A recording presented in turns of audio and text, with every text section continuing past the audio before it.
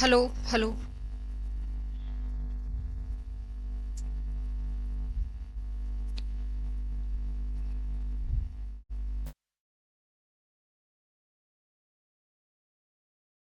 Hello बच्चों, कैसे हो आप सभी।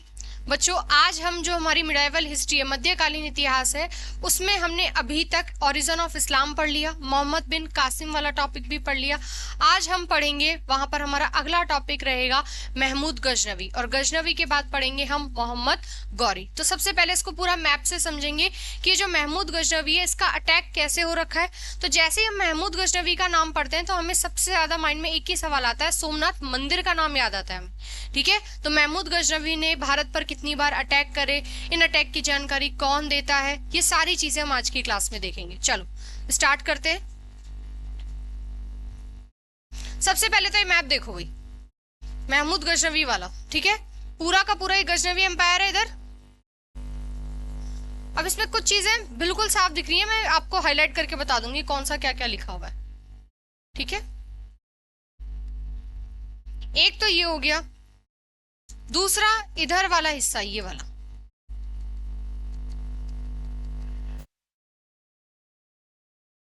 यहां तक। ठीक है, कन्नौज वाली जगह तक। तो इससे हमें पता चलता है कि जो गजनवी है उसने कहां तक अटैक कर रखे हैं। तो लास्ट हमें कन्नौज वाला पॉइंट दिख रहा है, तो मथुरा कन्नौज भी शामिल थे इसके एम्पायर में, क्योंकि वहां पर भी इसने अटैक करा, उन सारी चीजों को जीता है। और इधर नीचे सोमनाथ, ये तो सोमनाथ दिखाई दे रहा है इधर, सोमनाथ।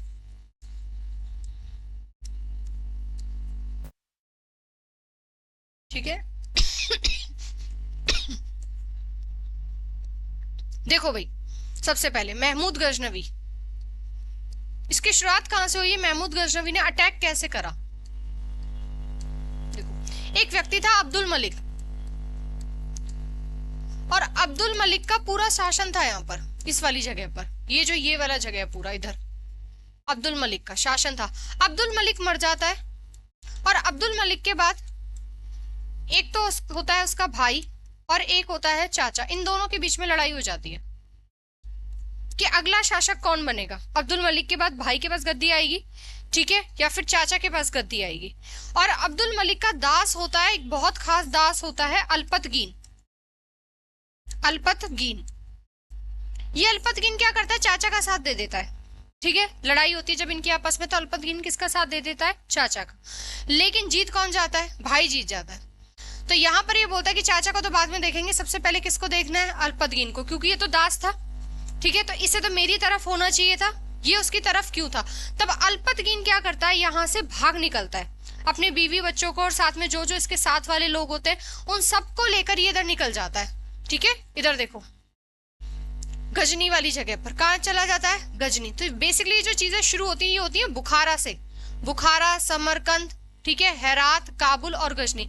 तो बुखारा में होती है ये सारी चीजें, बुखारा में ये चीजें चल रही होती हैं, और बुखारा से अल्पतगीन भागकर कहाँ आ जाता है, गजनी में आ जाता है, और यहीं पर ये अपना एक नया वंश डालता है, गजनी वंश। कौन सा वंश, गजनी वाली। और इस गजनी वंश को यामिनी वंश भी बोलते हैं, क्या बोलते हैं। ठीक है, तो पेपर में यहां से सीधा सवाल आता है कि गजनी वंश की स्थापना करने वाला व्यक्ति कौन है, अल्पतगीन। ठीक है, यहां पर यामिनी वंश का फाउंडर भी कौन है, अल्पतगीन है। तो अल्पतगीन के बारे में सवाल याद रखना। ठीक है, और अल्पतगीन क्या है, तुर्क है। तो तुर्क साम्राज्य की नींव रखने वाला भी तो बोल सकते हैं कि तुर्क साम्राज्य की स्थापना करने वाला भी बताओ कौन है, अल्पतगीन। ठीक है, गजनी वंश का फाउंडर भी कौन है, अल्पतगीन। गजनी वंश का ही दूसरा नाम क्या है, यामिनी वंश। तो कई बार पेपर में यामिनी वंश के नाम से भी ये सवाल आ जाता है। तो गजनी वंश का फाउंडर, यामिनी वंश का फाउंडर, या फिर तुर्क साम्राज्य की स्थापना करने वाला व्यक्ति भी कौन है, अल्पतगीन। ठीक है, तो अल्पतगीन के बारे में 3 लाइन याद रखनी है। और राजधानी भी क्या है भाई, गजनी है, तो कैपिटल भी क्या है, गजनी। अब अल्पतगीन के साथ बाद में अल्पतगीन मर जाता है, बाद में और बहुत सारे व्यक्ति आते हैं जो गजनी पर रूल करते हैं। उसके बाद एक व्यक्ति आता है सुबुक्तगीन। किसका नाम याद रखना है, अल्पतगीन के बाद हमें बताओ, सुबुक्तगीन का, सुबुक्तगीन। ठीक है, और इसी सुबुक्तगीन का बेटा होता है महमूद गजनवी। तो महमूद गजनवी से पहले हमें 2 नाम जरूर याद रखने हैं, एक तो सुबुक्तगीन का और एक अल्पतगीन का। तो अल्पतगीन के बारे में तो 3 लाइन याद रखनी है हमें कि गजनी वंश का फाउंडर अल्पतगीन। गजनी वंश का दूसरा नाम क्या है? यामिनी वंश। तो यामिनी वंश का फाउंडर भी कौन है? अल्पतगीन। तुर्क साम्राज्य का फाउंडर भी कौन है? अल्पतगीन। अल्पतगीन की कैपिटल क्या हुआ करती थी? गजनी। तो बुखारा से भागकर ये कहाँ गया भाई? गजनी। क्यों आ गया? रीजन समझ में आ गया। तो ये वाली स्टोरी से कोई सवाल नहीं पूछा जाता, अल्पतगीन से सवाल बनते हैं। अल्पतगीन के बाद बहुत सारी पीढ़ी बाद एक व्यक्ति कौन आ रहा है? सुबुक्तगीन। और इसी सुबुक्तगीन का बेटा कौन है? महमूद गजनवी। तो सुबुक्तगीन गजनी का रूलर होता है। और गजनी का जब ये रूलर होता है तो देखो आगे लाहौर वाला हिस्सा दिखाई दे रहा है, ये वाला गजनी के ठीक आगे पड़ रहा है देखो। तो उस समय पर एम्पायर फैलाने के लिए ये था, आप इस तरफ युद्ध करने जाओगे तो यहाँ तो पहले ही पावरफुल लोग बैठे हुए, तो सीधी सी बात है आपको इस तरफ तो जाना है ही नहीं, तो बच गई कौन सी जगह युद्ध करने के लिए? इस तरफ। और इस तरफ हमारा पूरा क्या पड़ रहा है? भारत। भाई कोई भी अगर शक्तिशाली व्यक्ति है तो वो अपने से ज्यादा शक्तिशाली वाले इंसान के साथ कभी युद्ध नहीं करेगा।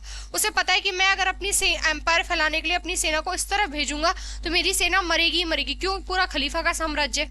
वरना अल्पतगीन भाग के इधर क्यों आता? अल्पतगीन भाग के ऊपर भी तो जा सकता था, इधर सेंट्रल एशिया की तरफ भी तो जा सकता था, लेकिन वहां पर ऑलरेडी पावरफुल एम्पायर थे।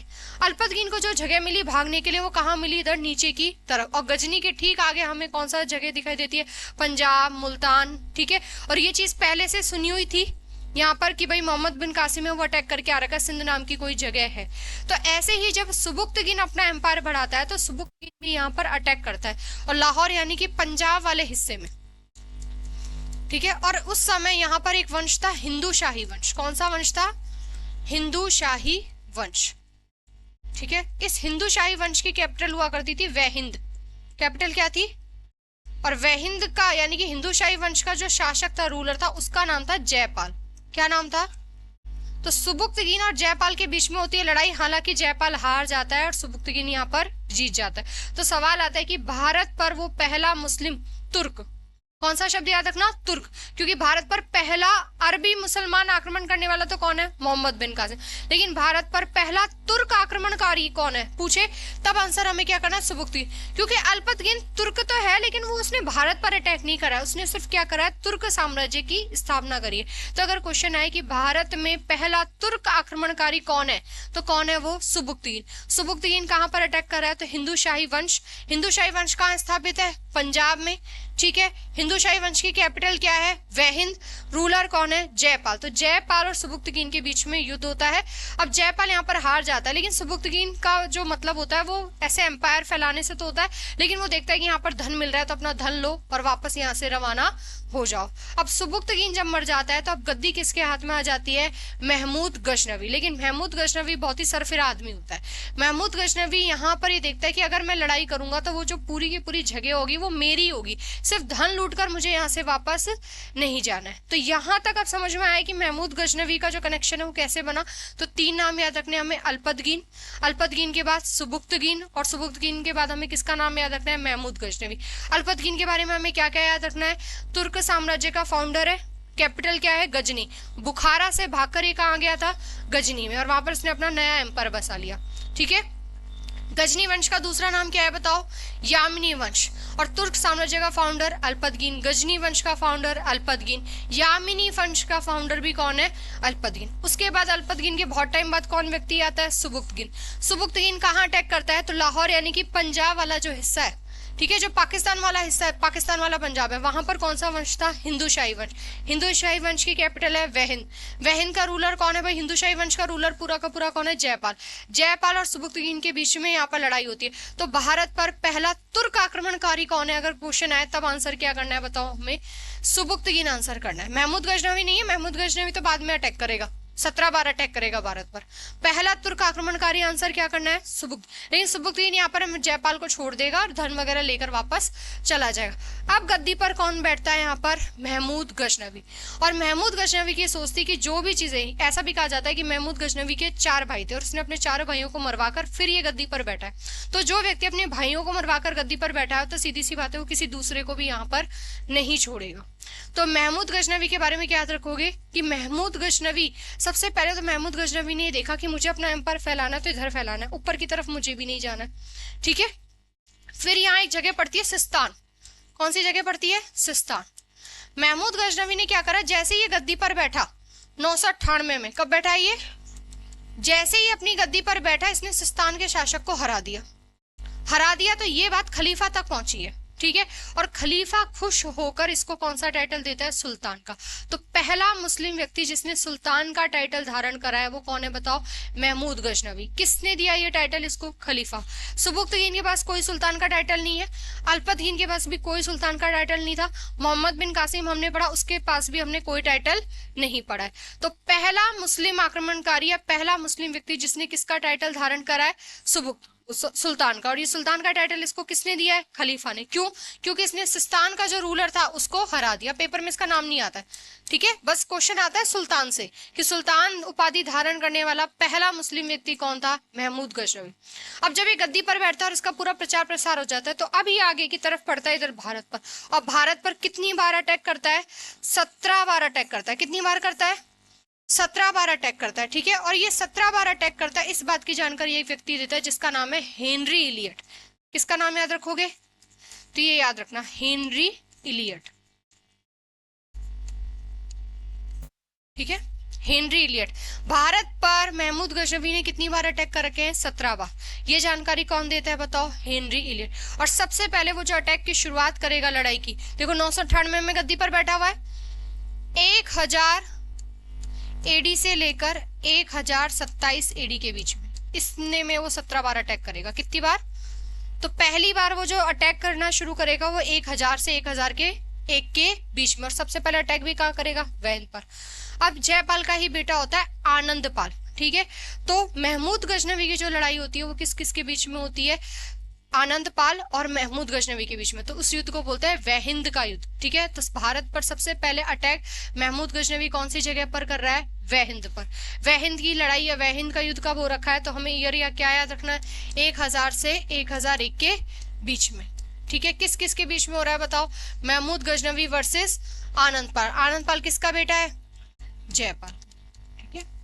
हालांकि जयपाल भी इस युद्ध में लड़ाई करता है लेकिन जयपाल दोबारा हार जाता है, तब वो जयपाल आत्महत्या कर लेता है, सिंधु नदी में डूब के मर जाता है, ठीक है, सिंधु नदी में कूद जाता है। ये बात याद रखना। तो आत्महत्या किसने कर ली है? जयपाल ने। वहहिंद से वो लड़ाई शुरू करता है, वहहिंद जीतता है, फिर मुल्तान जीतता है, ठीक है, मुल्तान वाले हिस्से पे आगे बढ़ता है, फिर कश्मीर पर भी अटैक करता है, मथुरा जीतता है और कन्नौज भी जीतता है, ठीक है। कन्नौज जीतते जीतते देखो तो याद रखना मथुरा और कन्नौज पर भी किसने अटैक कर रखा है? महमूद गजनवी, यानी कि ये इसके साम्राज्य में भी थे। इस तरह से पहले अटैक से शुरू करता है और 16वें अटैक पे पहुंच जाता है। टोटल कितनी बार अटैक करा है? 17 बार। ये जानकारी कौन देता है बताओ? हेनरी इलियट जानकारी देता है। 16वां जो इसका आक्रमण होता है वो होता है सोमनाथ मंदिर की लूट। तो दो क्वेश्चन आते हैं कि महमूद गजनवी ने भारत पर कितनी बार अटैक करा है? 17 बार। 17 में से 16वें नंबर का अटैक कौन सा था? सीधा पूछता है पेपर में। तो 16वें नंबर का ये अटैक कौन सा है? सोमनाथ मंदिर पर अटैक करता है, सोमनाथ मंदिर पर, ठीक है। अब इसको सोमनाथ मंदिर बोल दो या गुजरात पर अटैक बोल दो या फिर एक और नाम आता है प्रभास पाटन। कौन सा नाम आता है? तो पहले तो ये सारी चीजें लिख लो एक बार, ठीक है, फिर आगे इसी में ही बता देती हूँ मैं। लिख लो इसको या स्क्रीनशॉट ले लो।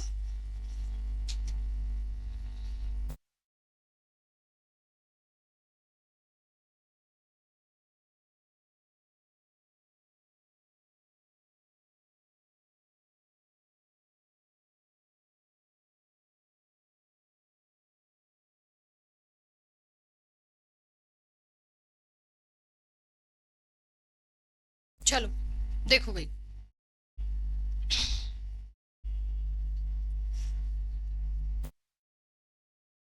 तो क्या क्या याद रखोगे? देखो सबसे पहले किसका नाम याद रखा है हमने बताओ?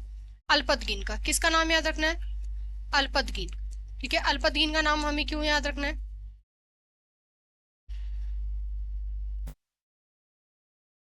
का क्या है? ये फाउंडर है, ठीक है, तुर्क साम्राज्य का संस्थापक है। साथ में कौन से वंश की स्थापना करी है इसने? गजनी वंश। और गजनी वंश का ही दूसरा नाम क्या है? यामिनी वंश। यामिनी वंश का संस्थापक। अल्पतगीन के बाद हमें किसका नाम याद रखना है? सुबुक्तगीन, ठीक है, सुबुक्तगीन। तो सुबुक्तगीन के बारे में हमें क्या याद रखना है? भारत पर पहला तुर्क आक्रमणकारी, ठीक है, अरब वाला नहीं, अरब तो मोहम्मद बिन कासिम है। भारत पर पहला तुर्क ये कौन था? सुबुक्तगीन। और किस किस के बीच में लड़ाई होती है? सुबुक्तगीन, ठीक है। तो सुबुक्तगीन वर्सेस जयपाल।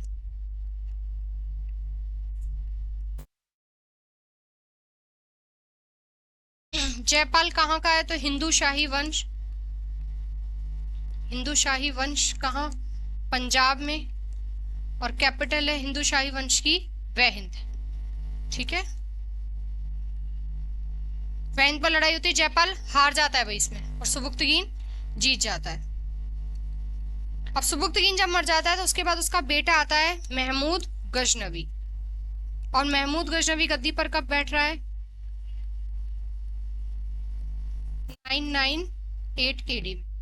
और महमूद गजनवी सिस्तान के रूलर को हरा देता है, तो खलीफा खुश होकर इसको कौन सा टाइटल देता है? सुल्तान। तो सुल्तान की उपाधि धारण करने वाला पहला मुस्लिम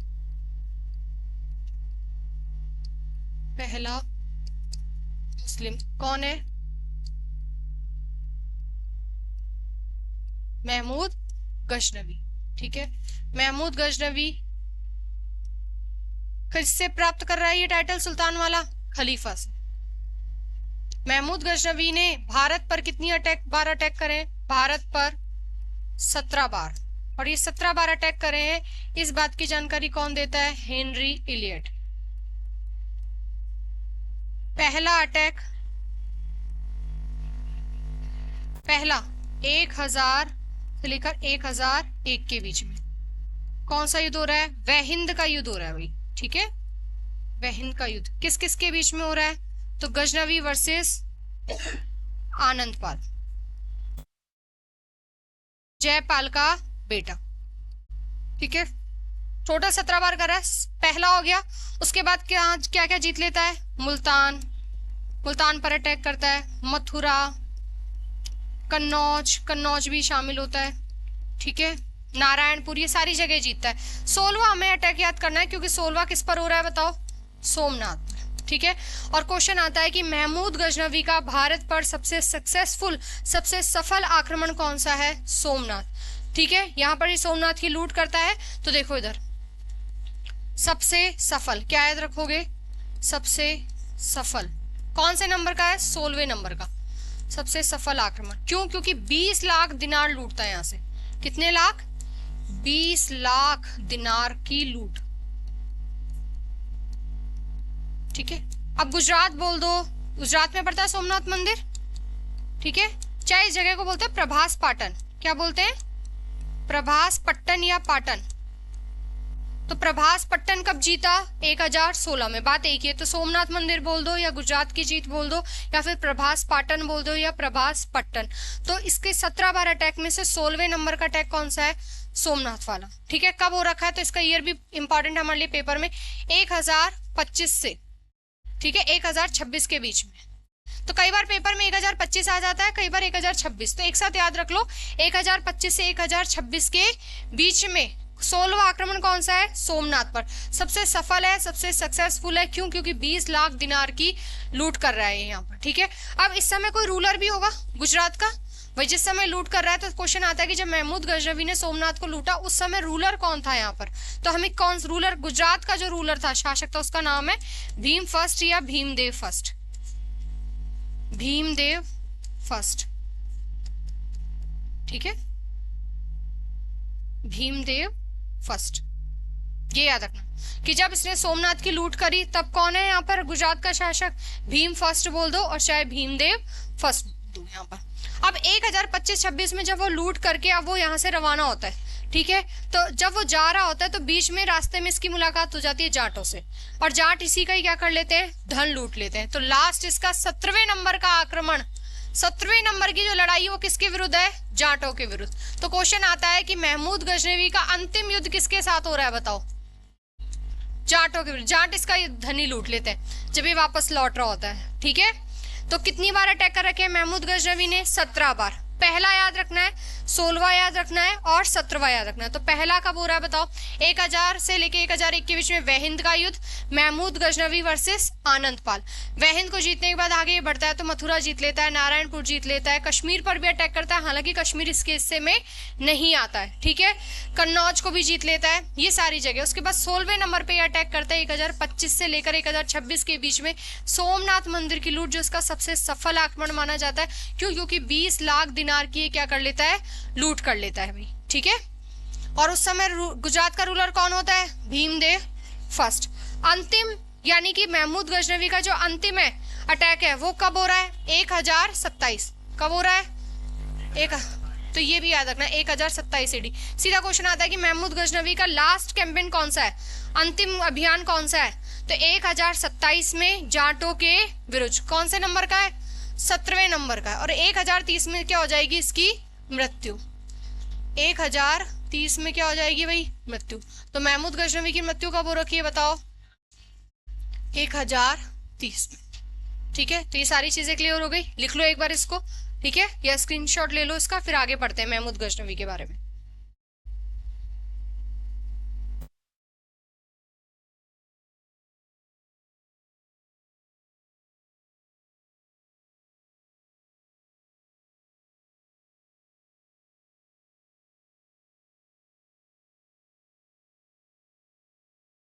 चलो लिख लिया? देखो भाई ध्यान से देखो।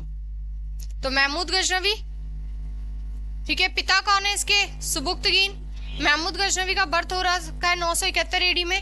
गद्दी पर कब बैठा? 998 AD में, ठीक है। भारत पर कितनी बार अटैक कर रखा है? 17 बार। 1000 से लेकर 1027 के बीच में। कब? 1027 के बीच में 17 बार। 17 बार की जानकारी कौन देता है? हेनरी इलियट का नाम याद रखना।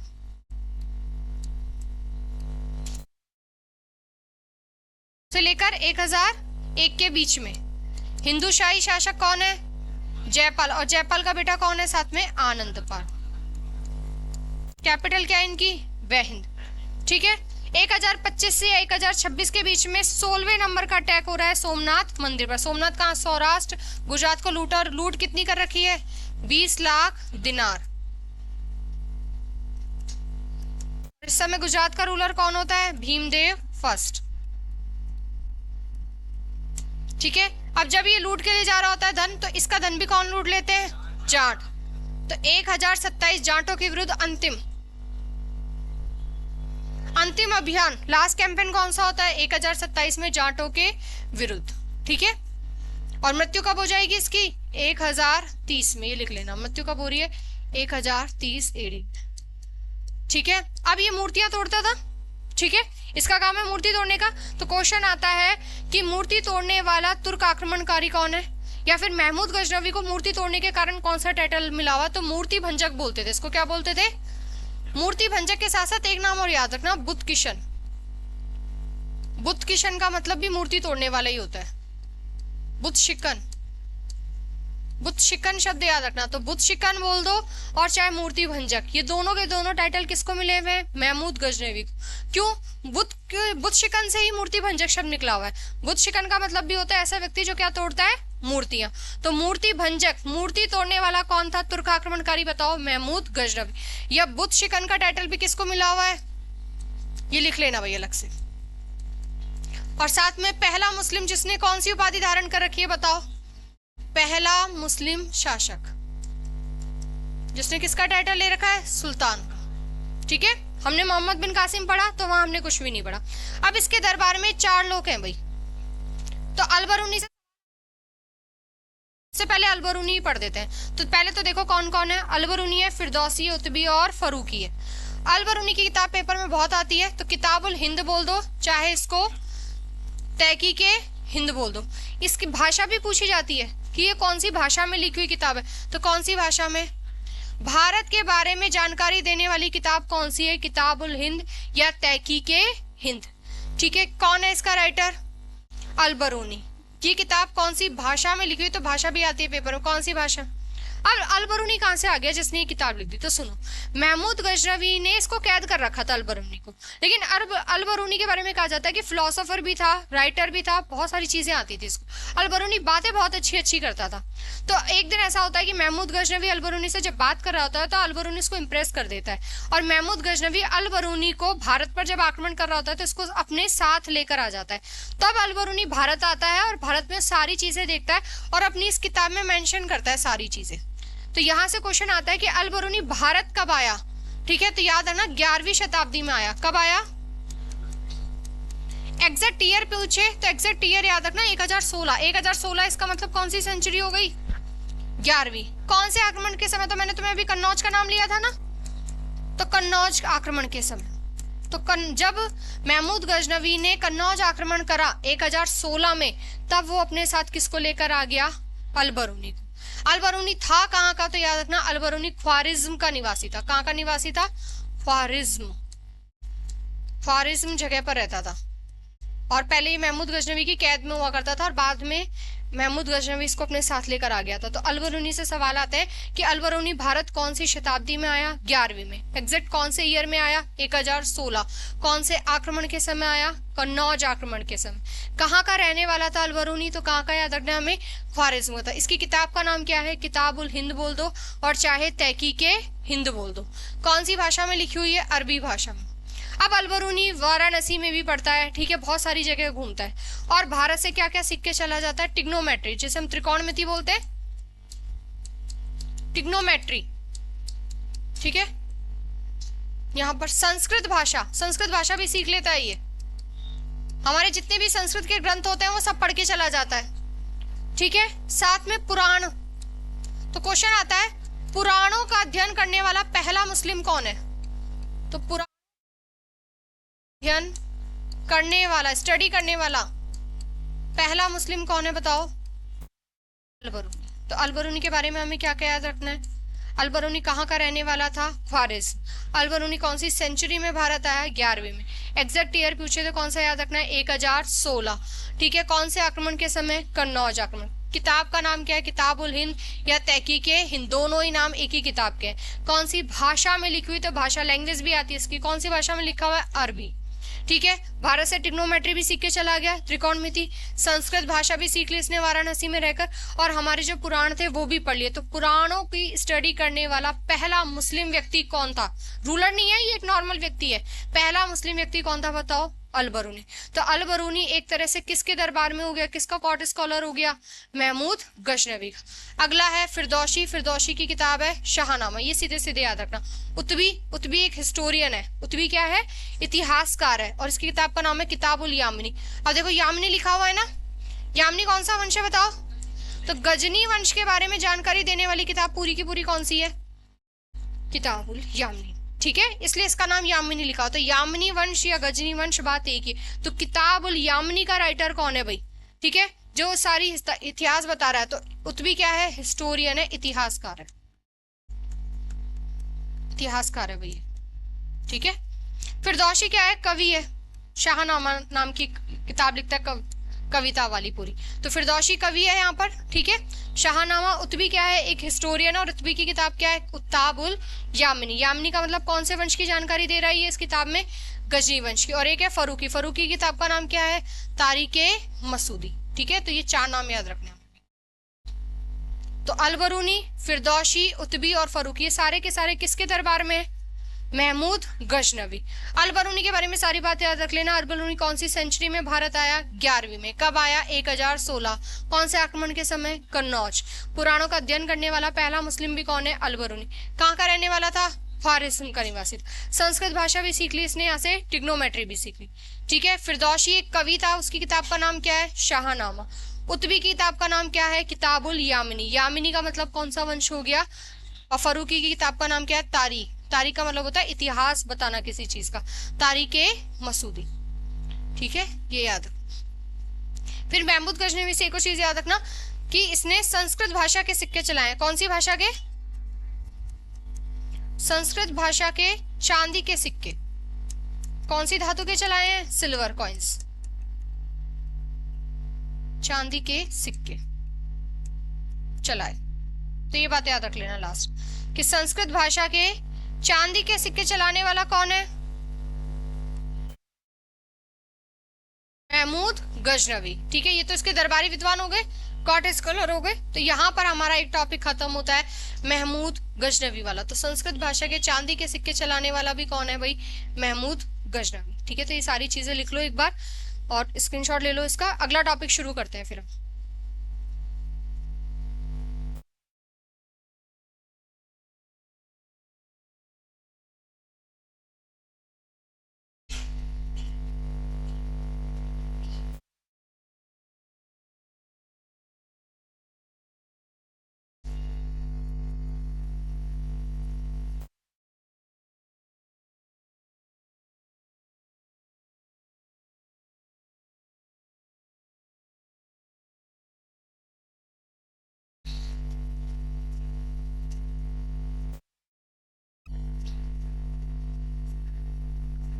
चलो भाई देखो, तो यहाँ तक सारी बातें हो गई। तो हमने अभी मोहम्मद बिन कासिम पहले पढ़ लिया था। आज की क्लास में हमने क्या पढ़ लिया? पूरा महमूद गजनवी। अगला टॉपिक रहेगा हमारा मोहम्मद गौरी।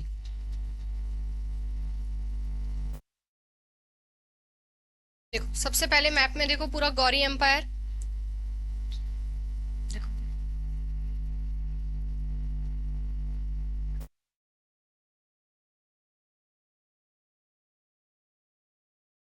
थट्टा जगह पड़ती है सिंध में। ठीक है, थट्टा, थट्टा सिंध में पड़ती है ये जगह। देखो यहां तक है इसका साम्राज्य। देखो इधर लखनौती लिखा हुआ दिख रहा है और ये नीचे नदिया, ये जगह पड़ती है बंगाल में। नदिया कहाँ पड़ता है? बंगाल। तो इसका मतलब हमें पता चलता है कि जो गौरी वाली चीज है, गौरी का जो एम्पायर है वो कहाँ तक फैला हुआ है?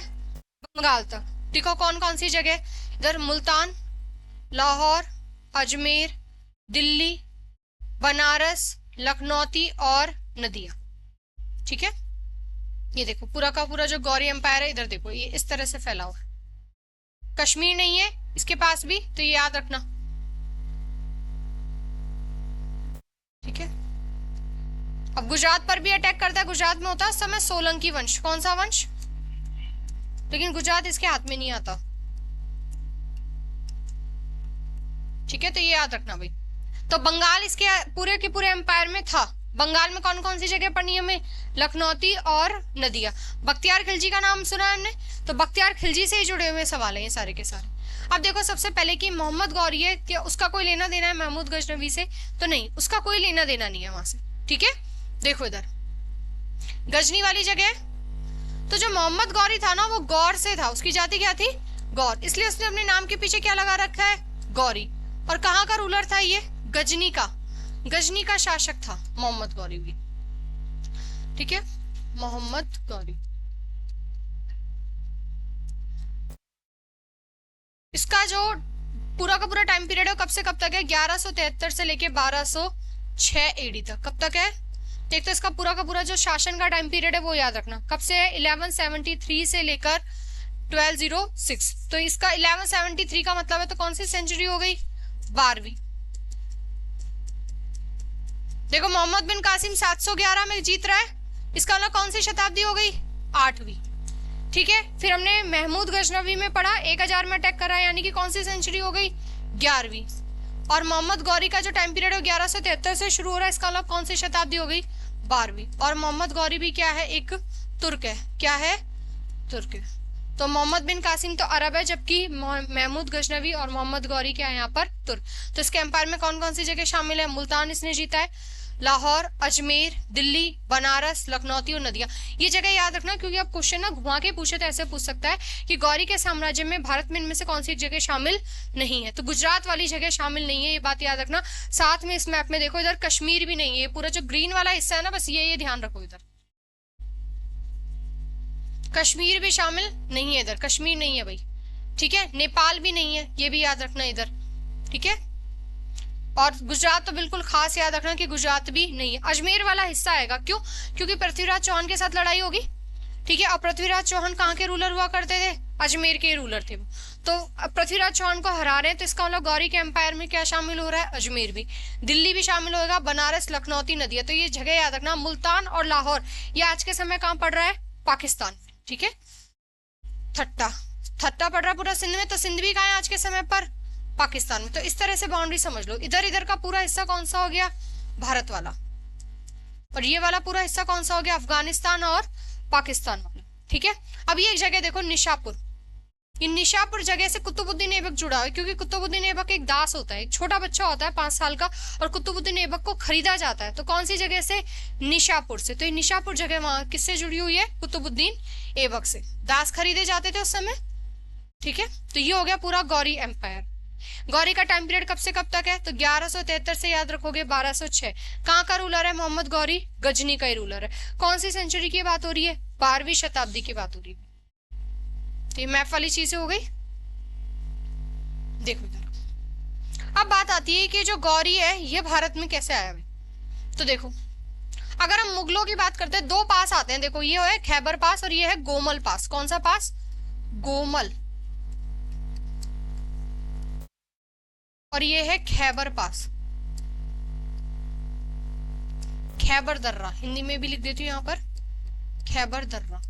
अब सुनो, बाबर जो आया था वो आया था इस दर्रे से भारत होता हुआ, ये पड़ता है अफगानिस्तान में। देखो इधर बिल्कुल ध्यान से देखो, ये बाउंड्री है इधर, ये ना बाउंड्री है इस मैप में, ये वाली। ठीक है, ये अफगानिस्तान लिखा हुआ दिख रहा है, यानी कि अफगानिस्तान में पड़ रही है कौन सी जगह, गजनी। कौन सी जगह, तो गजनी कहां पर है, अफगानिस्तान में। अफगानिस्तान से ठीक आगे जब हम आगे बढ़ते हैं तो ये कौन सा हिस्सा आ गया बताओ, पाकिस्तान में कौन से आ गया, ये मुल्तान वाली जगह, लाहौर वाली जगह। ठीक है, ये तो दिल्ली इधर नीचे, ये वाला हिस्सा इधर, ये पूरा, ये तो इधर गुजरात आ गया, ये वाला हिस्सा इधर, ये गुजरात वाला हिस्सा भी। ठीक है, ये इधर जो बीच का ये इतना इतना हिस्सा, ये किसका है, गुजरात वाला इधर। तो देखो इधर क्वेश्चन आता है कि मोहम्मद गौरी भारत में किस दर्रे से आया। ठीक है, तो किस पास से आया, तो ये गोमल पास से आया। कौन सा, गजनी से ठीक पहले इधर कौन सा पास पड़ रहा है, गोमल पास पड़ रहा है। खैबर से नहीं आया, खैबर से कौन आया, तो क्या याद रखोगे, बाबर। बाबर भारत में किस दर्रे से आया, ये सवाल पूछा हुआ है पेपर में, खैबर पास से। जबकि मोहम्मद गौरी कैसे गया याद रख लेना तुम तो, जी से जी। मोहम्मद गौरी कौन से पास से आ रखा है, गोमल पास से। तो गोमल और खैबर दोनों अफगानिस्तान और पाकिस्तान के बॉर्डर पर है। अगर हम बोले कहां पर है, तो अफगानिस्तान के अंदर पड़ते हैं। ठीक है, तो मोहम्मद गौरी भारत में किस दर्रे से आया, तो कौन से दर्रे से आया, तो देखो गोमल ये रहा और खैबर ये रहा। जबकि बाबर का क्वेश्चन है कि बाबर भारत में किस दर्रे से आया। दर्रा मतलब पास, मतलब होता है पहाड़ियों के बीच में अपने आप नेचुरल एक पाथ। ठीक है, एक प्राकृतिक ही रास्ता बना हुआ है, एक पहाड़ी क्रॉस करके आप कहाँ पहुंच रहे हो, दूसरी पहाड़ी से बोलते हैं दर्रा या पास। तो गोमल पास से कौन आ रखा है, जी से क्या याद रख लोगे, गौरी। गौरी कहाँ का रूलर हुआ करता था, गजनी। गौरी इसके नाम के पीछे इसलिए लगा क्योंकि ये कौन सी जाति का था, गौर। और तुर्क था कि अरब था, तो तुर्क था भी। ठीक है, ये ध्यान रखना भाई। और खैबर दर्रे से भारत में कौन आ रखा है, बाबर। बाबर भी तुर्की था, बाबर भी क्या था, पूरा का पूरा जो मुगल एम्पायर है वो भी क्या है, तुर्की है।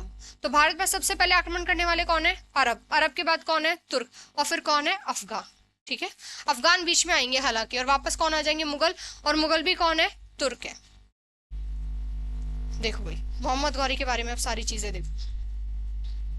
पहले तो सबसे पहले मोहम्मद गौरी का टाइम पीरियड कब से कब तक है बताओ, 1173 से 1206 तक। इसका दूसरा नाम क्या होता है, मोहम्मद बिन साम, और इसी नाम के क्या चलाता है, सिक्के।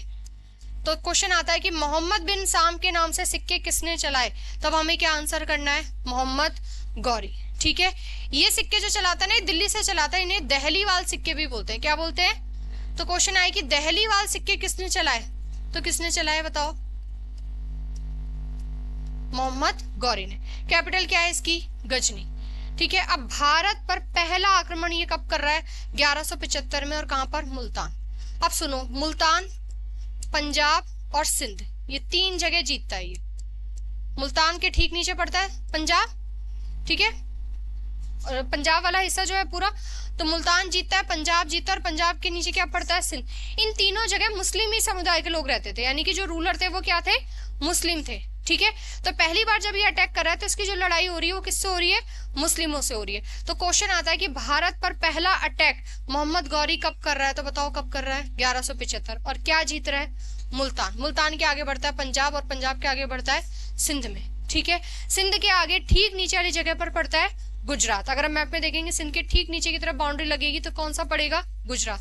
तो 1178 में लगभग 3 साल बाद इसका कौन सा कैंपेन होता है, गुजरात, ठीक है। और 1178 में, सुनो अब इधर, गुजरात में क्या होता है, गुजरात का रूलर होता है उस समय अजय पाल। कौन होगा? और अजय पाल की ना डेथ हो जाती है, ये मर जाता है, इसकी डेथ हो जाती है, तो इसकी वाइफ होती है नायिका देवी। और नायिका देवी के दो बच्चे होते हैं, एक का नाम होता है भीम सेकंड और एक का नाम होता है मूलराज सेकंड। अब देखो ये सेकंड है, फर्स्ट नहीं है।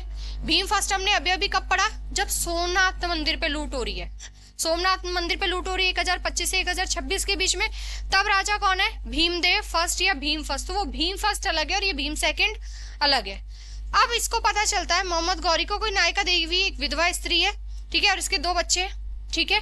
तो यहाँ पर अटैक करना आसानी वाली बात है, लेकिन इसको ये नहीं पता था कि नायिका देवी को तलवार बहुत अच्छी चलानी आती है, ठीक है। तो ये मोहम्मद गौरी इसके पास एक ऑफर भेजता है नायिका देवी के पास कि तुम क्या कर दो, सरेंडर कर दो, क्योंकि इसके पति मर चुका होता है, ठीक है। और उस समय तक ये था कि जो विधवा स्त्री थी वो डायरेक्ट रूल नहीं करती थी, तो इसने जो इसके बच्चे थे उनको गद्दी पर बैठा रखा था और खुद क्या करती थी, शासन।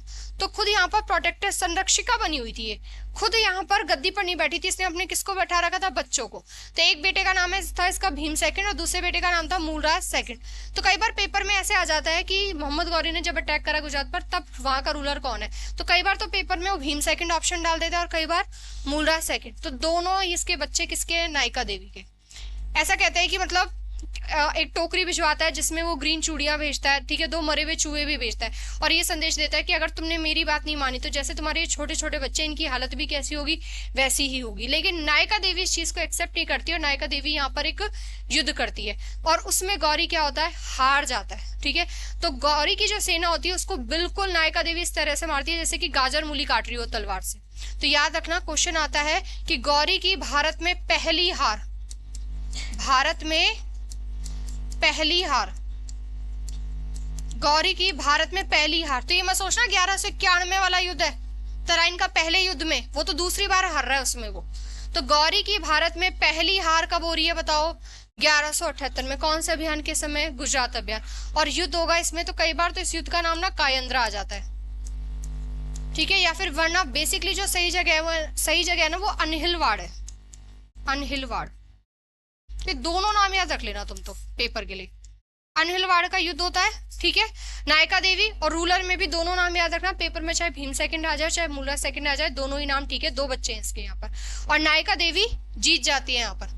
तो पहली बार जब वो आता है तो मुल्तान वाले रास्ते से आता है, मुल्तान जीतता है 1175 में। तो भारत पे पहली बार कब अटैक कर रहा है मोहम्मद गौरी, 1175 में।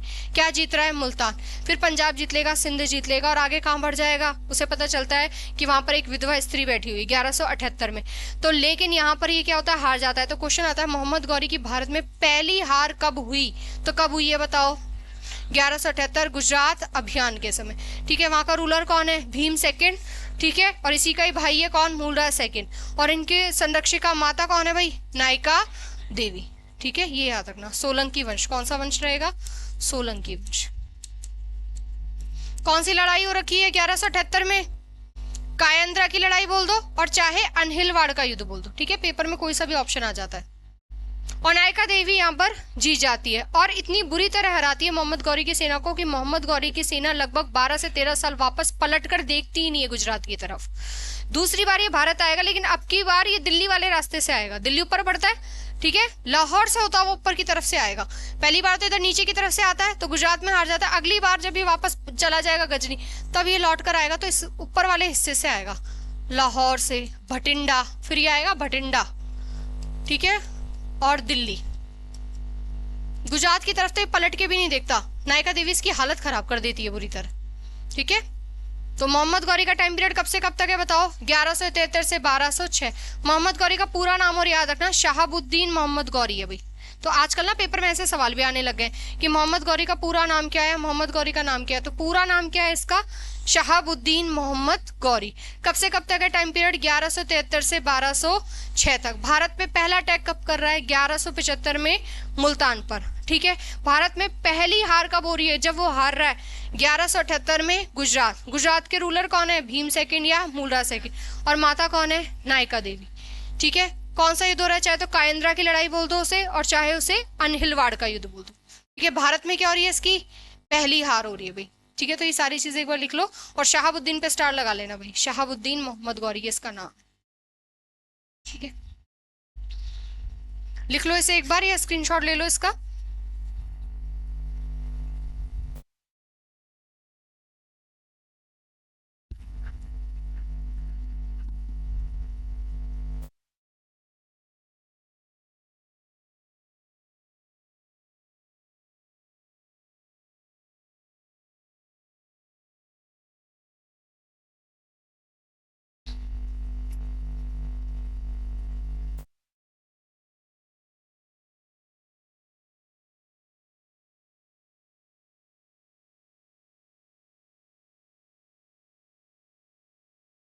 चलो देखो भैया आगे।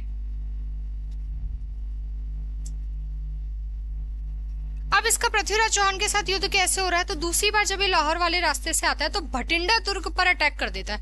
और भटिंडा जो किला होता है वो उस समय किसके साम्राज्य में आता था, पृथ्वीराज चौहान थर्ड के। ठीक है, तो याद रखो इधर, तो ये भटिंडा लिख लेना भाई, भटिंडा, भटिंडा दुर्ग बोल दो चाहे भटिंडा किला, भटिंडा दुर्ग पर अधिकार कर लिया। और भटिंडा दुर्ग पर अधिकार कर लिया, इसका मतलब आपने सीधा सीधा किसको चैलेंज कर दिया, पृथ्वीराज चौहान थर्ड को। तो अब दोनों के बीच में युद्ध होता है 1191 में। कौन सा, फर्स्ट बैटल ऑफ टेरन, ठीक है, तराइन का प्रथम युद्ध किस किस के बीच में हो रहा है, गौरी और पृथ्वीराज चौहान थर्ड है भाई। ठीक है, कई बार ऑप्शन में ना घुमाने के लिए फर्स्ट और सेकंड भी डाल देता है, तो याद रखना क्या है, ये पृथ्वीराज चौहान थर्ड है। ठीक है, अब ये हार रहा है, तो ये अब इसकी क्या है, भारत में दूसरी हार है। बच्चे भारत में पहली हार पूछते हैं तो तराइन का युद्ध मार के आ जाते हैं, नहीं, वो गुजरात में हार के जा चुका है पहले से ही। 1178 देख लो, कब हार के जा चुका है, 1178। और दूसरी बार कब हार रहा है बताओ, 1191 में। क्यों क्यों लड़ाई हो रही है दोनों के बीच में, क्योंकि मोहम्मद गौरी ने किस पर अधिकार कर लिया, भटिंडा दुर्ग पर अधिकार कर लिया। और भटिंडा किसके क्षेत्र में आता था, पृथ्वीराज चौहान। अब ये चौहान है तो इस याद रखना कौन से वंश है, चाहमन वंश, चाहमन वंश बोल दो और चाहे चौहान बोल दो, चाहमन वंश। ठीक है, अभी पृथ्वीराज चौहान के बारे में भी डिटेल देखेंगे, पहले गौरी को यहाँ पर खत्म कर लेते हैं, गौरी वाली सारी चीजें। उसके बाद जब यहाँ पर मोहम्मद गौरी हार के चला जाता है तो वापस ये युद्ध की तैयारी करके आता है। और पृथ्वीराज चौहान की गलती होती है कि भाई इसके पास तलवार भी नहीं होती, लेकिन जो व्यक्ति निहत्था है, तो यहाँ पर ये राजपूत कहते हैं कि भाई जो व्यक्ति निहत्था है हम उसके साथ लड़ाई नहीं करेंगे, और ये उसे जाने देते हैं। और इन्हें लगता है कि मोहम्मद गौरी वापस लूट कर नहीं आएगा, तो पृथ्वीराज चौहान की गलती थी कि वो लौट कर नहीं आएगा। लेकिन अगली बार जब मोहम्मद गौरी आता है तो पूरी तैयारी के साथ आता है। साथ में इस बीच क्या होता है, पृथ्वीराज चौहान के ना आपस के जो राज्य थे आसपास के, वहां पर भी क्या हो जाती है, उसकी दुश्मनी पैदा हो जाती है। ठीक है, तो देखो इधर दूसरा युद्ध कब हो रहा है, 1192 में, तराइन का दूसरा युद्ध, सेकेंड बैटल ऑफ टेरन। वापस किस किस के बीच में हो रही है, गौरी और पृथ्वीराज चौहान थर्ड के बीच में। और अरब की ओर कौन जीत जाएगा, ठीक है। अब पृथ्वीराज चौहान का जो ससुर होता है वो कौन है, जयचंद। तो जयचंद क्या होता है, यहाँ पर इसका साथ नहीं देता, शुरू में गौरी का साथ दे देता है, पृथ्वीराज चौहान का साथ नहीं देता।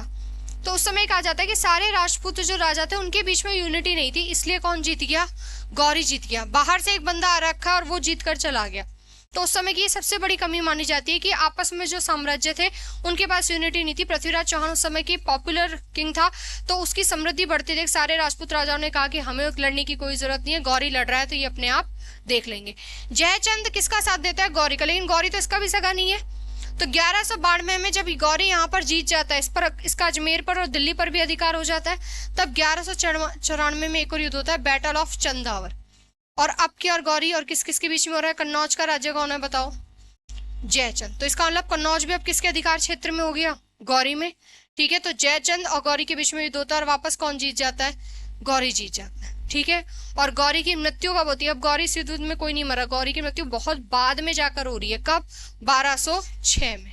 ठीक है, तो गौरी का टाइम पीरियड कब से कब तक है, 1173 से लेकर 1206 तक। तो कौन कौन से युद्ध याद रखोगे, भारत पर पहला अटैक भारत पर पहला अटैक 1175 में मुल्तान, फिर 1178 एडी में गुजरात। ठीक है, भारत में पहली हार हो रही है इसकी। ठीक है, फिर कौन सा युद्ध याद रखोगे, 1191 में फर्स्ट बैटल ऑफ टेरन, इसमें भी गौरी हार रहा है। ठीक है। सेकंड बैटल ऑफ टेरन कब हो रही है? 1192 में। और बैटल ऑफ चंदावर कब हो रहा है? 1194 में। मोहम्मद गौरी, ठीक है। और गौरी का पूरा नाम क्या याद करा हमने? शहाबुद्दीन मोहम्मद गौरी। किस किस के बीच में हो रहा है चंदावर का? जय से जय याद कर लेना इधर, ठीक है।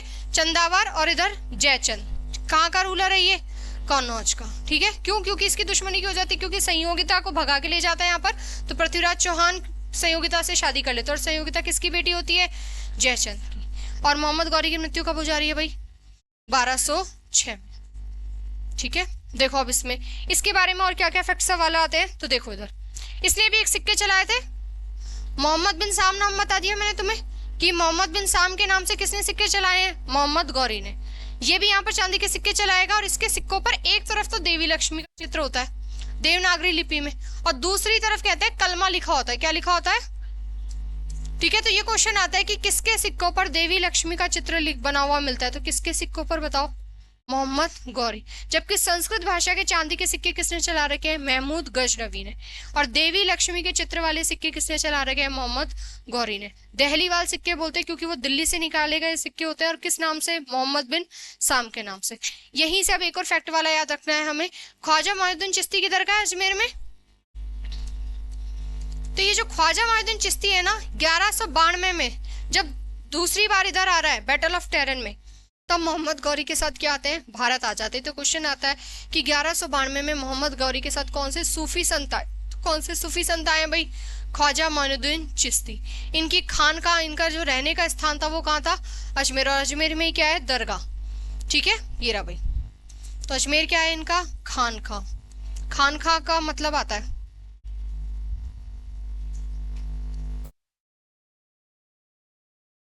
रहने का स्थान, सूफी संतों का रहने का स्थान बोलते हैं,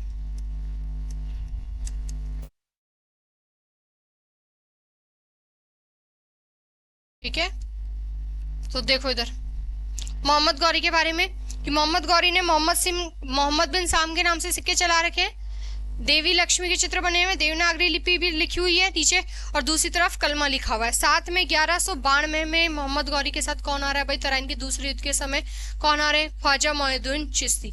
और इनकी जो दरगाह है वो कहाँ पर है? अजमेर। तो सूफी संत वहां रहते थे, तो सूफी संतों के रहने के स्थान को क्या कहा जाता है? खानखा कहा जाता है। तो ये क्वेश्चन आ रखा है खानखा का मीनिंग क्या होता है? तो खानखा का मीनिंग क्या होता है? जहां पर सूफी संत रहते हैं, ठीक है। तो ये बात हो गई इधर मोहम्मद गौरी की। लेकिन अब पृथ्वीराज चौहान से भी सवाल आते हैं पेपर में, वो भी इंपॉर्टेंट है हमारे लिए। तो देखो भाई इधर पहले पृथ्वीराज चौहान का देख लो इधर। तो पृथ्वीराज चौहान का संबंध कौन से वंश से है? चौहान यानी कि चाहमन वंश से, ठीक है। पृथ्वीराज थर्ड सबसे प्रसिद्ध चाहमन रूलर थे। कब से कब तक इनका टाइम पीरियड? 1177 से 1192 तक, ठीक है। पृथ्वीराज चौहान। और साथ में इन्हें किस नाम से जाना जाता था? राय पिथौरा। तो राय पिथौरा के नाम से किस रूलर को जाना जाता है बताओ? पृथ्वीराज चौहान थर्ड। पृथ्वीराज चौहान थर्ड का टाइम पीरियड कब से कब तक है? जबकि गौरी का कब से कब तक था? ठीक है। और पृथ्वीराज चौहान का टाइम पीरियड कब से कब तक है? किस नाम से जाना जाता है? कौन से वंश से थे? ठीक है। और इनकी जो कैपिटल है वो आज के समय पर भाई राजस्थान में कहाँ मानी जाती है? अजमेर। इसलिए अजमेर वाला हिस्सा अब किसके कब्जे में आ जाता है बताओ? गौरी के कब्जे में। और कौन से नंबर के हैं ये? पृथ्वीराज थर्ड नंबर के हैं, फर्स्ट और सेकंड नहीं है। कौन से नंबर के हैं? थर्ड। राय पिथौरा जरूर याद रख लेना भाई, ठीक है। देखो इधर देखो, थानेसर पड़ता है हरियाणा में, ठीक है। तो उत्तर में इनकी जो पूरा साम्राज्य जो फैला हुआ था वो थानेसर से कहाँ फैला हुआ था? जहाजपुर पड़ता है मेवाड़ में, वहां पर, ठीक है। मेवाड़ से याद रख लो चित्तौड़गढ़ उदयपुर वाली जगह, वो वाला हिस्सा आता है मेवाड़ में, उदयपुर चित्तौड़गढ़ वाला हिस्सा। तो याद रखना पृथ्वीराज चौहान के ना थर्ड वाले सवाल बहुत आते हैं पेपर में, डायरेक्ट सिलेबस में नहीं है, लेकिन गौरी के साथ हम इसको पढ़ते हैं तो इसलिए पृथ्वीराज चौहान के क्वेश्चन आते हैं। तो पृथ्वीराज चौहान का टाइम पीरियड कब से कब तक है? 1177 से 1192, क्योंकि 92 में तराइन का ये दूसरा युद्ध हार जाते हैं, ठीक है। किस नाम से जाने जाते हैं? राय पिथौरा। इनकी जो कैपिटल है वो कौन सी है? आज के समय पर राजस्थान में जो जगह है अजमेर, वहां पर। इनका साम्राज्य कहाँ से कब तक फैला हुआ है? तो उत्तर में थानेसर पड़ता है हरियाणा में, ठीक है। तो नॉर्थ में थानेसर से, और साउथ में कहां तक फैला हुआ है? पूरा का पूरा मेवाड़ तक, साउथ में कहां पर फैला हुआ है? मेवाड़। ठीक है, मेवाड़ यानी कि उदयपुर चित्तौड़गढ़, और बीच में कौन सी जगह है इधर? अजमेर। ये क्या थी इनकी कैपिटल। ठीक है, अब क्वेश्चन आता है कि इन पे जो किताब लिखी हुई है, तो एक लेखक है, ठीक है, चंद्रबरदाई। तो चंद्रबरदाई की किताब का नाम क्या है? पृथ्वीराज रासो। तो ये क्वेश्चन भी आता है कि पृथ्वीराज रासो जो किताब लिखी हुई है पृथ्वीराज पे, उसके राइटर कौन है? तो कौन है भाई? चंद्रबरदाई। ठीक है, फिर पृथ्वीराज थर्ड के समय गुजरात का रूलर कौन है बताओ? भीम सेकंड। तो भीम सेकंड वही हो गया नायका देवी का बेटा। ठीक है, तो याद रखना कि पृथ्वीराज चौहान जब है तो दूसरे, देखो 1178 की तो बात हो रही है, 1178 में तो हर रहा है गौरी, और ये गद्दी पर कब बैठ रहे हैं? 1177 में। तो गुजरात का रूलर और अजमेर का रूलर दोनों का टाइम पीरियड सेम सेम ही हो गया। ठीक है, तो कौन है? भीमदेव सेकंड, चालुक्य वंश, चालुक्य शासक, और कौन सा वंश रहेगा? सोलंकी वंश। ठीक है, तो ये क्वेश्चन भी आता है कि पृथ्वीराज चौहान के टाइम पीरियड के समय गुजरात का रूलर कौन हुआ करता था? तो कौन है?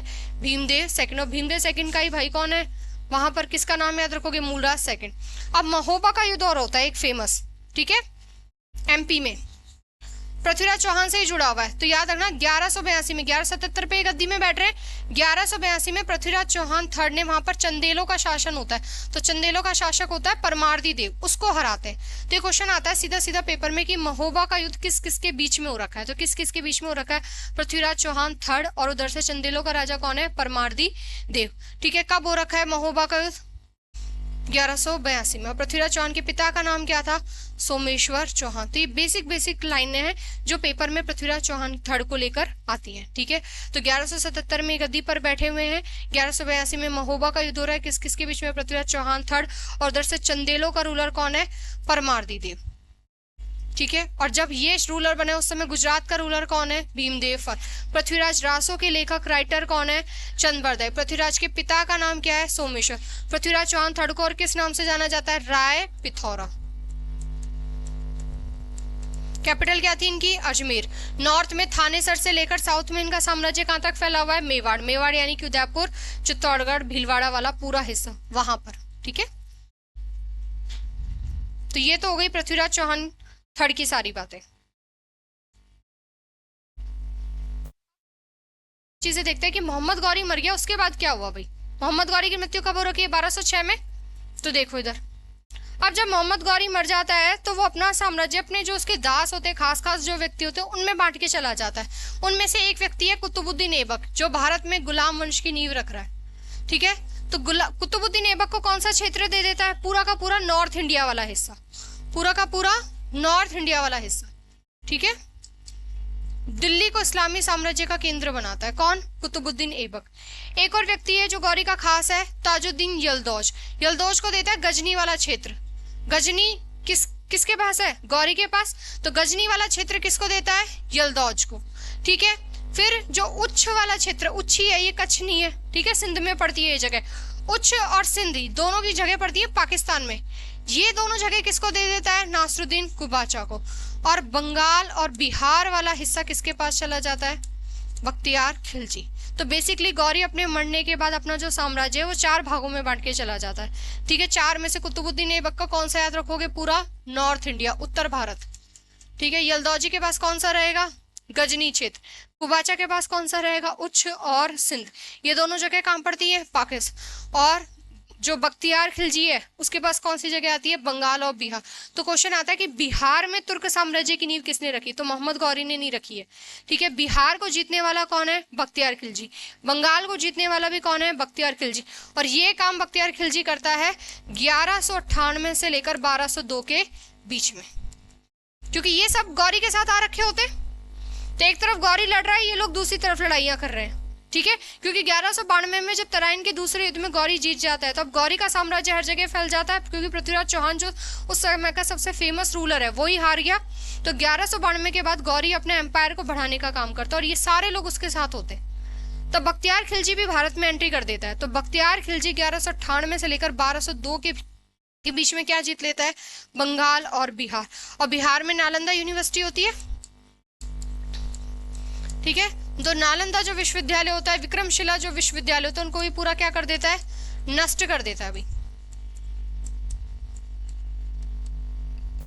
और बिहार को जीतने के बाद आगे कहाँ पड़ जाता है, बंगाल।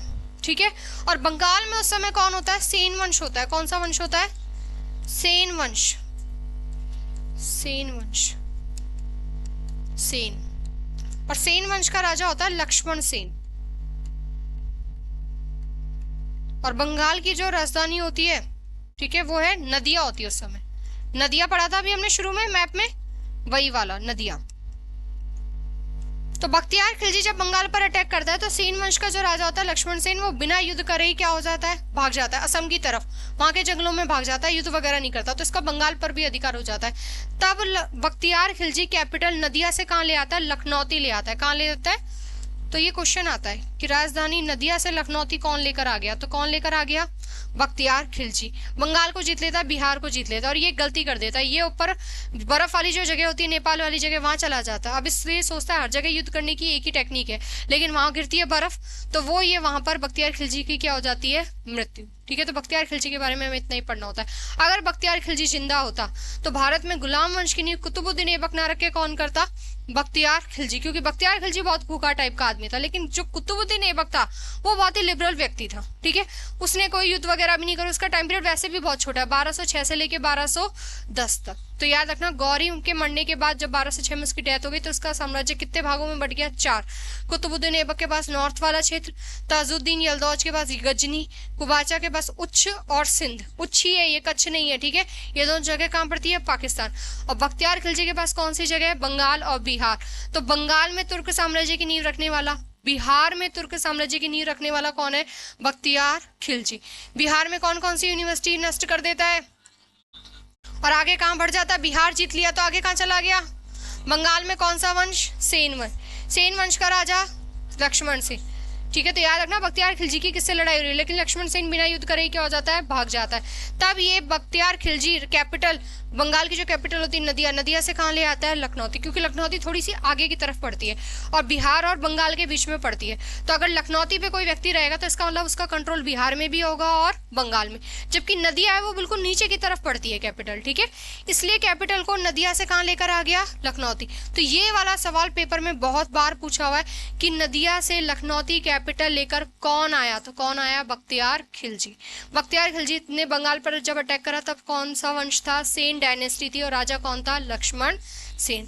तो इस तरह से हमारे मोहम्मद गौरी वाला टॉपिक भी खत्म होता है, जिसमें साथ में हमने पृथ्वीराज चौहान के बारे में भी सारे जो इंपॉर्टेंट क्वेश्चन बनते हैं वो पढ़ लिए। तो महोबा का युद्ध भी याद रखना। ठीक है, तो आज की क्लास में इतना ही, मिलते हैं अगली क्लास में नए टॉपिक के साथ। Thank you.